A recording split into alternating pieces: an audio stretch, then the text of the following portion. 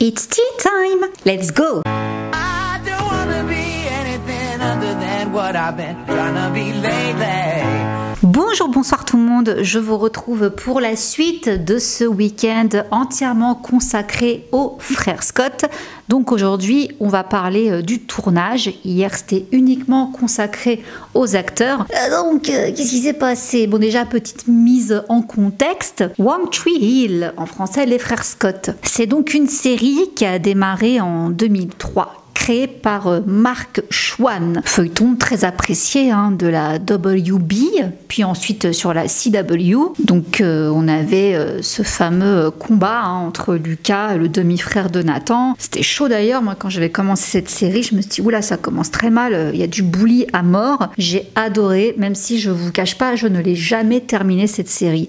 Dès qu'il y a eu le passage où il y a eu 4 ans plus tard, on les retrouve 4 ans plus tard. C'était intéressant, mais c'est là où j'ai commencé à décrocher. Alors, dès que Lucas et Peyton sont partis, je suis partie aussi, quoi. Donc, je n'ai jamais fini cette série. Mais pour autant, je sais que j'ai adoré les 4 premières saisons. Je me les suis fait plusieurs fois. Et c'est vrai que c'était une série très intéressante parce que c'était pas que des lycéens. C'était vraiment, on voyait les adultes. Je pense que Dan mérite la palme du père le plus horrible de la télévision, du méchant dans toute sa splendeur. Je trouve, perso, moi, ça m'a toujours choqué entre lui et Kiss. Ceux qui savent, choqué. Ce qui se passe avec Kiss. J'ai mal vécu. J'ai pleuré d'ailleurs, je me souviens. Gros succès. Beaucoup d'ados se sont retrouvés dans cette série. Pour autant, c'était pas au goût des acteurs, justement, que ce soit des ados qui voient certaines scènes. Donc bon, allons-y. Qu'est-ce qui se passe? Qu'est-ce qui s'est passé plutôt? Donc, comme je vous disais, ça a démarré en 2003, ça s'est fini en 2012. Ça se passe dans une ville fictive qui s'appelle Tree Hill, située en Caroline du Nord, tout comme le tournage. Ça a vraiment eu lieu là-bas. Alors déjà, pour commencer, ambiance de tournage tendu quasi dès le départ. Ça a mis des années avant que les langues se délient, que ça attaque la production et surtout le créateur. Car justement au sein du tournage, il régnait un petit peu la politique du diviser pour mieux régner. Donc on montait les acteurs les uns contre les autres parce que en fait ils avaient peur que si les acteurs étaient soudés, qu'ils viennent en fait au fil du temps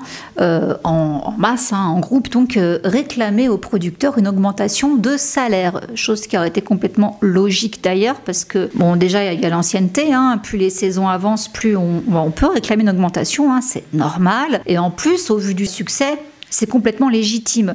Non, les producteurs voulaient pas ça. Donc ça les arrangeait en fait de créer des tensions pour qu'ils se concertent pas entre eux, pour que ce genre de schéma ne se produise pas. Sympa. Et du coup, cette atmosphère, ça a vraiment alourdi le tournage. Il y avait justement Bethany Joylands qui avait été invitée sur un podcast Wind Down with Jana Kramer. Elle a joué le personnage d'Alex. Donc justement, elles ont évoqué ces clans qu'il y avait sur le tournage, et elle disait c'était dur pour nous parce que quand on est arrivé dans la série, en toute honnêteté, c'était un plateau très divisé. Donc ça c'est Jana Kramer qui en parle. Donc elle est arrivée en saison 7. J'avais l'impression que tout le monde avait déjà sa place et c'était un peu tu rejoins l'équipe A ou l'équipe B. Et ça, les deux femmes confirment que c'était bien une volonté de Mark Schwann sur le tournage. Donc les relations entre Chad et Hilary, ça n'a pas toujours été tout beau tout rose. Ils ne sont pas toujours très bien entendus, même si maintenant ils sont très proches, comme je vous disais hier, ils se font même des déclarations sur les réseaux, tout ça. Mais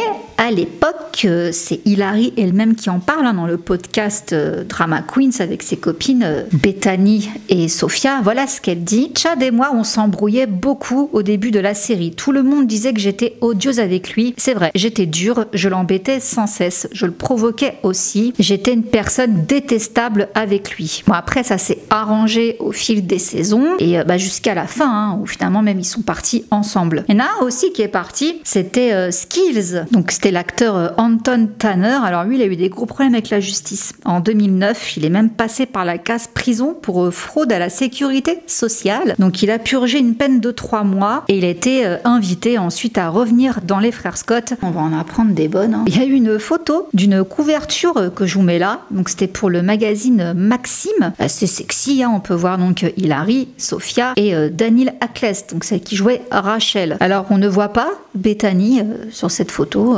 La raison elle est charmante. Alors la production lui expliquait que le magazine ne l'avait pas approchée car elle était trop grosse. Elle n'était pas la fille canon. Et ça, c'est un problème qu'on va retrouver fréquemment, le physique des actrices au sein du tournage, dans les coulisses. Bon alors donc déjà il faut savoir que les filles voulaient pas poser pour ce magazine. Pour elles c'était un moment pas du tout agréable, cette couverture là. Elles ont été forcées de la faire par la production. Donc là Hilary explique, on nous a présenté les choses de manière soft en disant les autres séries ont fait les couvertures de tous les magazines et personne ne veut de vous. Sympa. Il y a enfin quelqu'un qui vous veut et vous allez refuser. Et là il y a Sophia qui renchérit dans le podcast en disant que Brooke elle était tout le temps sexualisée et elle voulait pas participer à ce shooting, mais elle a pas eu son mot à dire. Si les filles veulent le faire, c'est génial, mais moi je ne veux pas. Je me suis battue pour que Brooke soit moins impliquée dans ce truc que vous avez essayé de me forcer à faire. Et on m'a littéralement dit, si tu ne veux pas la photo de cette couverture avec tes collègues, on peut t'assurer que tu ne seras plus jamais libérée pour faire la moindre journée presse, que ce soit pour un film, un événement ou une de tes œuvres de charité, nous te garderons ici pour toujours. Une forte menace quand même du coup,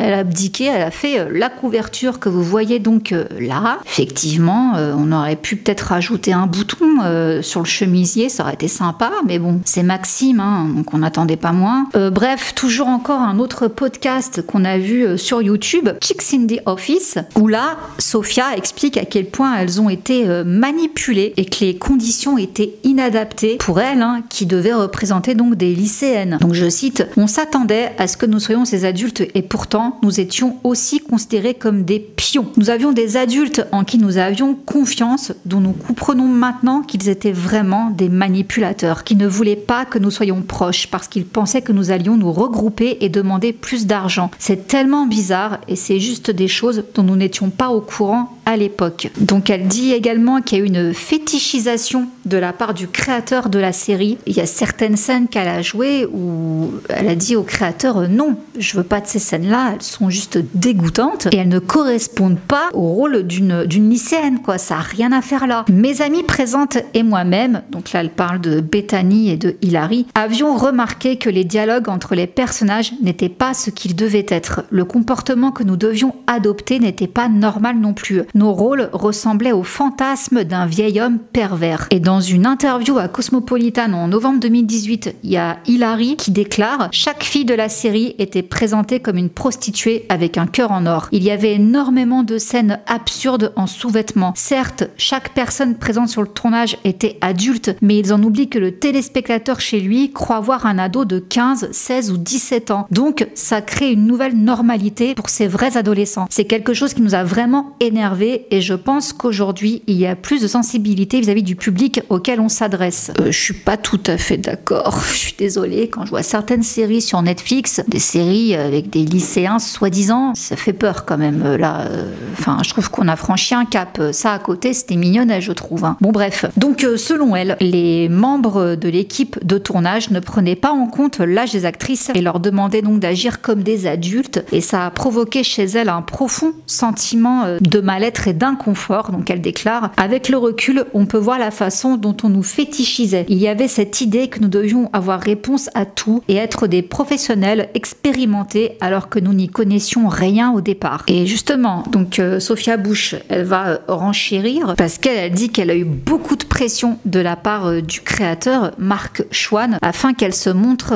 assez souvent en petite tenue à l'écran. Donc voilà ce qu'elle dit. « Je me souviens que mon patron n'arrêtait pas de m'écrire des scènes pour que je sois en sous-vêtements. Et je répondais, je ne fais pas ça. C'est inapproprié. Je ne pense pas que c'est ce que nous devons enseigner aux filles de 16 ans, de rechercher une approbation de cette façon-là. » Et elle rajoute que Mark Schwann n'arrêtait pas de lui faire des commentaires désobligeants sur sa poitrine, qui était selon lui la raison principale pour laquelle les téléspectateurs voulaient la voir à l'écran. Ça fait un peu penser à ce qu'ils ont fait avec les actrices de Charmed. Je vous renvoie à ma vidéo, pour ceux qui l'ont pas vu, elles ont eu aussi le même problème. Alors Hilary de son côté, il y a d'autres scènes qu'elle a très mal mal vécues, notamment une avec Chad Michael Murray, donc, entre Peyton et Lucas. Alors je crois très bien voir de quelle scène elle parle. Ils sont presque sur le point de faire la chose, mais finalement non. Donc voilà ce qu'elle dit. Nous nous connaissions tous depuis quelques mois ou quelques semaines. Je devais l'embrasser tout le long de son corps jusqu'à sa ceinture. Chad a été sympa de laisser un débardeur sous sa chemise. Comme ça, je n'ai pas dû embrasser son corps nu. Mais cette scène était juste inappropriée. J'ai accepté de la jouer, mais pas plus de 2 ou 3 fois. Après, je me suis sentie très mal. J'étais en train de pleurer dans ma caravane. J'avais l'impression qu'ils essayaient de tout rendre sexuel. J'avais l'impression d'être comme une prostituée. J'embrassais quelqu'un pour de l'argent. Novembre 2017, une lettre est rédigée. 18 femmes qui ont travaillé sur le plateau soutiennent et corroborent les propos de la scénariste Audrey Bouchop qui s'exprime sur Twitter en disant, alors là par contre je précise, elle ne nomme pas le nom de l'agresseur, mais elle décrit des attouchements non consentis subis par toutes les femmes du groupe de scénaristes, mais aussi de graves abus psychologiques instaurant un terrible climat sur le plateau. Je cite, « C'est un homme en position de pouvoir qui a été autorisé à diriger une série télé où ce comportement a duré pendant des années. » Alors suite à ça, il y a eu une vague de soutien de ses anciennes partenaires sur le plateau des frères Scott, et donc il y a eu une lettre qui a été publiée sur le site de Variety qui a été co-signée par plusieurs stars dont Sophia Bush, Hilary Burton, Bethany Joy Lenz, Tori DeVito, et toutes attestent que ce que la scénariste déclare est vrai. Beaucoup d'entre nous ont été à des degrés différents manipulés psychologiquement et émotionnellement. Parmi nous, plusieurs sont encore sous traitement pour stress post-traumatique. Beaucoup d'entre nous ont été placés dans des positions inconfortables, ont été forcés d'apprendre rapidement à se battre, parfois physiquement, car il était clair que ce qui devait nous protéger ne le faisait pas. Certaines d'entre nous ont été placées dans des situations où elles n'étaient pas physiquement en sécurité. Plus d'une femme de notre show a vu sa carrière menacée. Voilà en gros ce que la lettre disait. Bon, ensuite tout ça s'est répercuté sur les réseaux. Donc il y a eu le hashtag Fais tout brûler Serette, et elles ont aussi eu le soutien des acteurs masculins, dont James, celui qui jouait Nathan, aussi Austin Nichols, celui qui jouait donc Julian. Ils les ont soutenus, mais pas que, aussi Chad, tous les autres. Le réalisateur Mark Schwann est accusé d'harcèlement sexuel et de manipulation physique et psychologique par Sophia Bush elle-même, ainsi qu'une vingtaine d'autres femmes. D'autres membres de l'équipe de production et du casting, y compris les actrices vedettes Hilary Burton, Danielle Harris, ont affirmé également avoir été victimes de harcèlement de la part du créateur, soit au total 18 femmes qui ont dénoncé le comportement de ce pauvre type. Suite à ça, Mark Schwann a été suspendu et licencié de son autre série The Royals. Alors là forcément tout ça s'éclate, on veut interviewer les filles, on veut savoir ce qui s'est passé. Sophia Bush a été invitée à l'émission radio d'Andy Cohen, c'était en juin 2018, donc voilà ce qu'elle déclare. La première fois que Mark m'a touché les fesses, je l'ai frappé devant 6 autres producteurs et je l'ai frappé bien fort. Par la suite, il m'a insulté devant l'un des scénaristes qui a alors pris ma défense. Peut-être que tu ne devrais pas toucher les filles, lui a-t-il dit. Et suite à ça, Mark, qu'est-ce qu'il répond? T'as 2 options, tu te tais ou tu pars. C'était une ambiance de travail vraiment malsaine pour tout le monde. Nous avions ces scènes écrites pour nous, des scènes écrites où nous étions en sous-vêtements. Nous avons découvert par un scénariste qu'il gardait un tableau des photos d'essayage de chaque fille en sous-vêtements dans son bureau. Des photos qui ont été prises par la superviseure de la garde-robe de nous dans différentes versions de sous-vêtements et ou de lingerie qui devaient ensuite être approuvées. Il gardait tout ça, un tableau de toutes ces photos. Nous nous sommes dit, waouh, c'est super violent. Donc après, Sophia, elle remet encore une couche sur donc le côté manipulateur de Mark Schwann, qui n'hésitait pas donc à monter les actrices les unes contre les autres. Donc non seulement c'est de l'abus et de la manipulation vraiment manifeste qu'il faisait subir à tant de femmes, mais c'était aussi un truc bien plus insidieux. Il me disait que Bethany et Hilary parlaient de moi négativement dans mon dos, puis il disait à Bethany que moi et Hilary parlions d'elle, et disait à Hilary que moi et Bethany parlions d'elle. Nous étions des enfants. Nous ne savions pas que nous aurions dû avoir des doutes sur lui, mais nous l'écoutions et nous avons eu ces doutes et ces rancœurs entre nous. Voilà comment bien foutre la mouise. I'm so grateful for having the role on that show, but the experience off screen was brutal. We had a showrunner, as many people know, that are a part of the Me Too movement, and there were things that I withstood and went through that now I would not. And at 23, I wish I had the voice and the courage that I have today, and the women who came together. And I think we all wished we would have supported and actually spoken about the things we were struggling with sooner. And it's an incredible lesson, and I hope that us coming forward and us going through that experience only inspires other women. Did you part of you really think like I might not do this again? I still think, you know, you Google my name and these stories come up. And for anybody that's hiring, why would you hire me if you could hire someone that's unproblematic? I hope that that's not the case, but I don't know. I don't know how many jobs I've been up for that I didn't get the call because they were like, that one, she's trouble. Hilary aussi, elle en a eu pour son grade avec lui. Qu'est-ce qui s'est passé? Donc au cours des 2 premières saisons des frères Scott, pareil, tout comme Sophia, elle a lutté contre Mark pour qu'il arrête de sexualiser son personnage, gratuitement en plus. Donc elle s'est tellement pris de bec que du coup elle s'est pris la réputation d'être difficile sur le tournage. Et après la 2e saison, c'est monté d'un cran. Les choses ont changé au cours de la 3e saison, déclare-t-elle. C'est à ce moment-là que Mark a décidé que j'étais sa muse. Donc, il a fait une fixette sur elle. Et là justement, elle évoque précisément un incident qu'il y a eu. C'était sur le tournage de l'épisode 17 de la saison 4. À l'époque, elle n'avait pas nommé Mark comme son agresseur. Elle disait le mot boss, patron. Donc voilà ce qui s'est passé. Il m'a agressé pendant le vol de retour et il m'a de nouveau agressé dans la voiture sur le trajet de Raleigh à Wilmington. Il est ensuite allé directement sur le plateau et a dit à Daniel Ackles que nous nous étions embrassés et qu'on s'était amusés. Il essayait de la rendre jalouse. Alors elle m'a confrontée à ce sujet et m'a dit « Qu'est-ce que tu fais ?» Et je lui ai répondu « De quoi tu parles ?» Pendant les 3 mois suivants, mon sang bouillait. Je ne savais pas comment gérer la situation et vous pouvez le remarquer dans l'épisode. Vous pouvez voir que je ne suis pas là. J'ai l'air minable. Je ne suis pas du tout présente. Donc elle dit que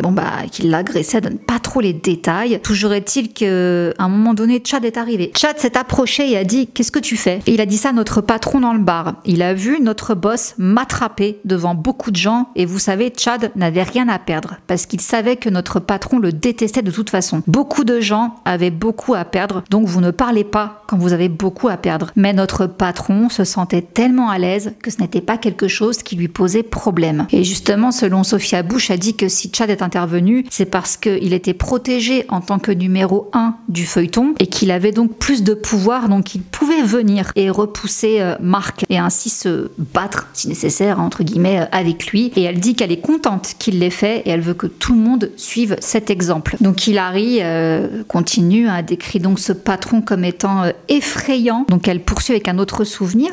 C'était la fois où il a forcé Hilary donc à l'enlacer malgré qu'il n'était pas en bons termes. Je ne lui parlais pas dans la vraie vie et il s'est inscrit lui-même dans l'épisode où je le prends dans mes bras. Bethany lui a répondu mais attends c'est totalement psychotique. Et Sophia dit mais pouvez-vous imaginer Shonda Rhimes ou Aaron Sorkin s'auto-proclamer acteurs de leur propre série. Donc oui, Mark a joué un personnage qui s'appelle Max. C'est un propriétaire de magasin de disques dans un épisode. Et Hilary a tellement flippé quand elle a tourné cette scène qu'elle s'est empressée d'aller rejoindre son père qui était là entre chaque prise car il travaillait sur la série en tant que mixeur de son. Entre chaque prise, je me dirigeais vers le moniteur et je me mettais à côté de mon père parce que vous ne pouvez pas me toucher, vous ne pouvez pas m'entraîner dans une conversation, vous ne pouvez rien faire de tout cela si je suis en train de parler avec mon père. De mon point de vue, j'ai longtemps attendu que quelqu'un entre en contact. Dans ma tête, je pensais que quelqu'un allait nous dire quelque chose. Je me disais que quelqu'un allait très certainement s'excuser ou simplement vouloir une conversation et je n'ai pas cessé d'attendre. C'est fou de penser qu'on puisse être encore plus déçu, mais on peut toujours l'être. Je suis aujourd'hui passée par un processus de guérison qui fait que je n'ai plus besoin de tout ça. Je n'ai plus besoin d'un « je suis désolée » et je n'ai pas besoin de contact. Nous allons bien. Le silence qui s'en est suivi a parlé de lui-même. Tout ce qu'on a vaut bien plus que tout ce qu'on aurait pu attendre. Je me sens bien là où nous sommes aujourd'hui. Et Bethany a confirmé, je n'ai rien ajouté à ça. C'est tout à fait juste. Donc voilà, elles attendent même plus des excuses de Mark. Ça sert plus à rien, quoi. C'est trop tard. Et justement, donc après tout ça, il y a une convention qui est organisée par Icon. et Hilary n'a pas voulu y assister. Je me sens personnellement exploitée par leur angle girl power qui existe aux dépens de certaines d'entre nous qui ont vécu des choses difficiles dans cette série. Donc ça, c'est ce qu'elle avait dit sur Twitter à un fan. Ils utilisent notre solidarité féminine comme stratagème pour faire vendre. Non, merci. Alors Icon a répondu, ils ont dit que non, ils voulaient pas du tout utiliser la situation à leur avantage, ils avaient leurs propres raisons personnelles de vouloir aborder ce thème dans cette convention. Donc voilà ce qu'ils disent. Étant une société surtout constituée de femmes, nous avons vécu nous aussi nos propres expériences. C'est injuste de juger que nos histoires ne valent pas la peine avant même d'avoir pu les raconter. Alors du coup, Sophia, ça lui a pas plu, on s'attaque à sa copine, en plus non. Donc elle est arrivée à la rescousse. Soyons totalement honnêtes, vous voulez organiser un événement sur l'émancipation de la femme, mais vous taclez une femme qui vous dit qu'elle ne se sent pas confortable avec la manière dont la situation a été gérée, une femme dont l'histoire personnelle a été révélée au monde entier cet automne, une femme qu'une communauté de femmes a entourée pour qu'ils arrêtent de traiter les autres femmes de la sorte. Comment osez-vous? Elle a dit qu'elle aussi, elle se sentit exploitée par l'événement. Il n'y aurait pas eu de problème s'ils nous en avaient parlé avant, mais ils ne l'ont pas fait. Ils ont fait l'annonce sans penser une seconde aux femmes des frères Scott. Et maintenant, ils se défendent en disant que Mark a abusé d'eux en ruinant leur capacité à regarder une série qu'ils considéraient comme un lieu sûr. Eh bien, c'est à nous que c'est arrivé. Donc elle dit que c'est une violation, qu'elle est dégoûtée, que c'est de l'exploitation, que c'est révoltant. Et depuis, l'organisation Icon a essayé d'alléger un petit peu les tensions. Donc ils ont dit, c'était peut-être un peu insensible de notre part d'avoir fait de l'abus le thème de la convention. Les blessures sont encore trop récentes pour beaucoup et moi, en voulant comme toujours aider mes amis de mon mieux, donc ça c'est le responsable de l'organisation qui parle, j'ai peut-être accidentellement ravivé ces blessures. Je m'excuse auprès de tous ceux qui ont pu être blessés. Oui, bon... Il a quand même voulu se faire du beurre sur tout ce qui se passait, quoi. Bref, donc comme je vous disais, Chad, entre autres, les soutient, et voilà donc ce qu'il a déclaré. Les femmes des frères Scott ont toujours été fortes et incroyables. Aujourd'hui, elles nous rendent encore plus fiers en se faisant le défenseur de ce qui est juste et en continuant à changer l'atmosphère de la société. Le respect et l'amour doivent ouvrir la voie. L'égalité des droits et de traitement ne sont pas une option, c'est obligatoire. Je suis avec tous ceux qui ont souffert et je prie pour que ce mal connaisse sa fin. À toutes les femmes des frères Scott, je suis tellement fière de vous. Et comme je vous disais, il n'est pas le seul, il y a aussi James qui s'est exprimé sur les réseaux en disant « J'applaudis chaque femme de la série qui s'élève contre un système qui les a lâchées par le passé et en ce moment. Je suis avec elle. J'espère que les frères Scott continuera d'être une lueur d'espoir, de grâce et d'amour pour les fans qui ont gardé cette série dans leur cœur pendant si longtemps. » Et il y a aussi celui qui jouait Jake, donc Brian Greenberg, qui s'est exprimé. Lui, il a dit qu'il était choqué et attristé d'apprendre que les actrices des frères Scott avaient subi tout ça, il n'était pas au courant. Et on a aussi celui qui jouait Chase, Stephen Colletti, qui a aussi apporté son soutien en disant « Je veux remercier les femmes des frères Scott qui ont écrit leurs lettres avec des blessures profondes d'une culture inacceptable. J'ai le plus grand respect pour votre combat. » Celui qui jouait Micro aussi, il a parlé, Lee Norris. Alors il a dit « Mes amies du cast des frères Scott sont intelligentes et sont capables de parler pour elles-mêmes. Ce ne sont pas mes histoires à raconter, mais je voulais leur montrer mon total soutien. Je les aime et j'admire leur force de parler. » On a aussi Robert Buckley, celui qui jouait Clay, qui a ajouté « À toutes les femmes des frères Scott qui se sont manifestées et ont courageusement utilisé leur voix. Je veux que vous sachiez que je vous crois, je vous respecte et je suis à vos côtés. » Donc elles ont été très touchées, les actrices, d'avoir reçu tous ces témoignages de leurs anciens camarades des frères Scott. Et il n'y a pas eu que tout ça aussi. Ce qui gênait, par exemple, Sophia Bush, c'est également toute la manipulation qu'il y a eu autour de son histoire avec Chad Michael Murray. Alors voilà ce qu'elle déclarait en interview. C'était profondément inapproprié. La production a carrément fait des sortes d'annonces télévisées sur ce sujet. C'était vraiment moche. Donc elle parle du divorce avec Chad. Ils ont pris l'habitude de profiter de la vie privée des gens et pas seulement la mienne et celle de mon ex. Pour d'autres acteurs de la série qui partageraient des choses profondément personnelles. Ce n'était pas correct, c'était opportuniste et moche. Quand tu diriges une série, tu es comme un parent, tu es censé protéger ton troupeau, et c'était le contraire. C'était une situation très laide de leur part. Je pense qu'ils ont en quelque sorte tout fait pour le drama. Donc oui, pour elle, en fait, il suffisait juste que chacun parle un petit peu de ses tracas ou de ce qu'il a vécu et tout, et les scénaristes se disaient « Ah, ça serait bien dans un épisode, viens, on va en en faire une histoire et tout, on va faire une storyline. C'est dégueulasse, on est d'accord. Alors, de toute façon, Sophia, elle est remontée. Voilà, elle continue. Elle dit que de toute façon, cette série était complètement misogyne. Voilà.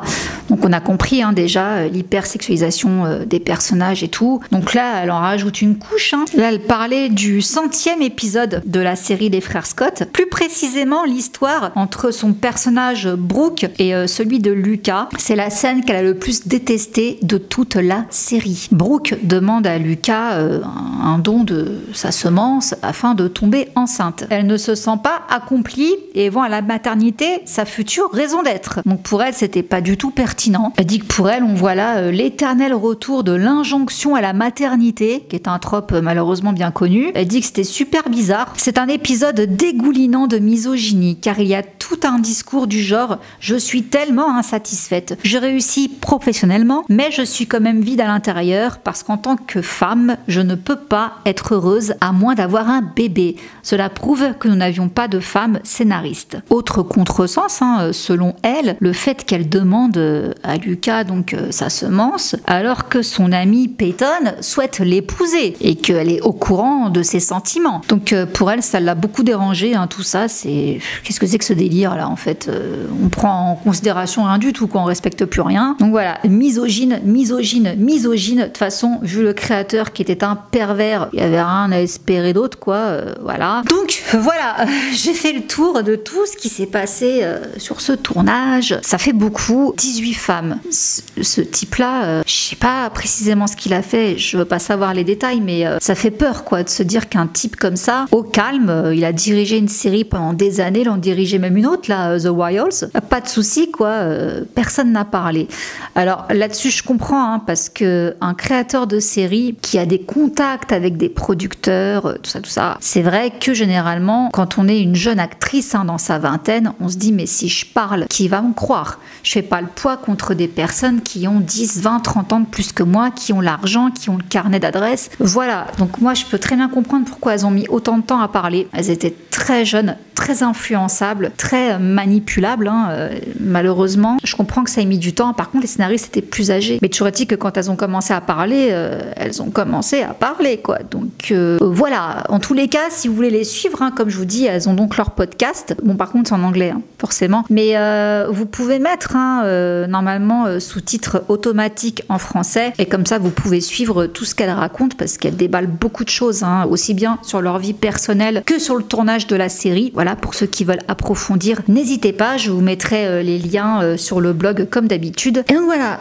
sacré tournage, j'aurais jamais pensé que ça se passait comme ça. Vraiment, je suis tombée de haut quand j'ai appris tout ça. Bon, le fait qu'elle posait en petite tenue et tout, j'ai pas fait attention à l'époque parce que malheureusement, c'était monnaie courante. Mais c'est vrai que, en tout cas à cette époque-là, les lycéennes, on s'habillait pas comme ça. Maintenant, quand je vois sur les réseaux ce que je vois, je me dis bon, il y a des jeunes filles encore plus jeunes que 17 ans maintenant qui se mettent dans des situations et dans des tenues, ça fait peur, quoi. J'ai l'impression que plus ça va, plus c'est pire. Bon, ça c'est un autre débat, vous me direz, mais en tous les cas, ouais, je trouve ça quand même très intelligent ce qu'elles disent, c'est que ouais, c'était une série, oui, les acteurs étaient adultes, mais les personnages avaient que 15 ans. Au début dans la saison 1, 15 ans, c'est jeune. Donc oui, il y a peut-être effectivement des scènes qui n'étaient pas nécessaires et qui n'étaient pas représentatives. Donc voilà, tout ce qui s'est passé sur le tournage des Frères Scott. J'espère que cette vidéo qui conclut donc ce week-end spécial Frères Scott vous aura plu. N'hésitez pas à me dire en commentaire vos ressentis. Est-ce que vous étiez au courant, pas au courant, tout ça. Sur ce, je vous fais plein de gros bisous et je vous dis à très vite pour une prochaine vidéo. Bisous, ciao. Undercover on the beat, so twerk it, bitch.